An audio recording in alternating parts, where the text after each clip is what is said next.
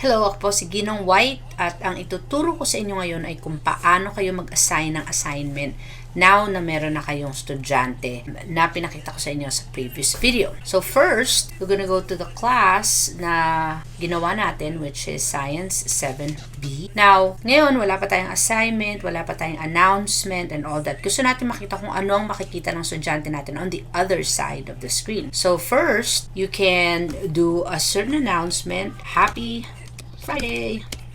I hope everyone's day is great. So that is your first post na pwede nating makita. Now, kung ako yung estudyante, bago tayo pumunta sa student side, mag-assign muna tayo ng isang assignment. So let's start first with a question assignment.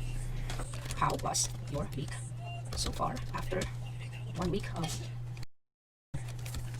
And the student will, of course, answer that. So, you always put a due date. Kasi, pagka walang due date yan, ang tendency ng bata is not to do it right away. So, ang gusto natin, gawin ng bata yung assignment right away. Normally, and automatically, Google Classroom will suggest the following day, But you can always adjust it to the same day. And then you can maybe 11:59. Usually, yan talaga ang deadline ko for the day. Kung gagawin din nila same day. So, I'll put it at that. And then points, 5 points. And then, of course, lahat ng students will do that. Now, kung meron kayong module or unit sa inyong assignment, you can create a topic. So, topic is the same as kung paano yung hahatiin yung klase para organized, no? So, let's say, week 1, and then you can also add the date para specific. So I think that would help in the organization. So let's say ang start natin is August or 8, 24.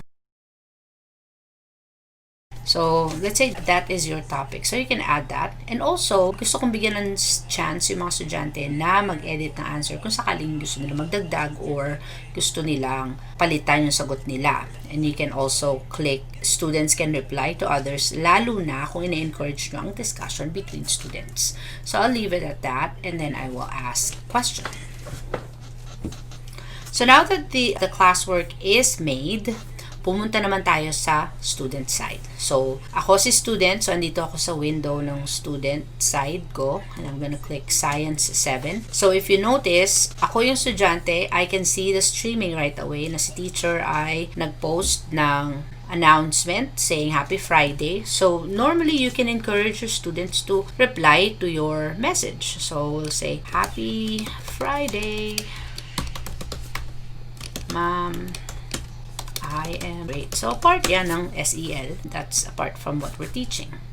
Now, nakita ni student na merong assignment si teacher na tinanong question. So, how was your week so far after 1 week of distance learning? So, ang bata will reply. Sa taas, sa upper right-hand side, you will see this is where they should type their answer. Right here. Opposite side of the question, kung makikita nyo your answer, then you will see the turn-in button turn blue. Kanina wala yan nung wala nakasulat. So, all the student need to do is turn in. Now, once na turn in na nila yan, it will say that you are now able to reply to your classmates. So, if you notice, see classmate reply. So, ngayon wala pang reply yung mga kaklase nila. So, wala pang makikita. Otherwise, they can do a class comment. So, ang class comment, lahat ng estudyante makikita yung tinatype mo or nilalagay mong message. Private naman, para lang sa teacher. And that's it. That's how you assign assignments and kung anong itsura dun sa side ng bata. I hope that helps.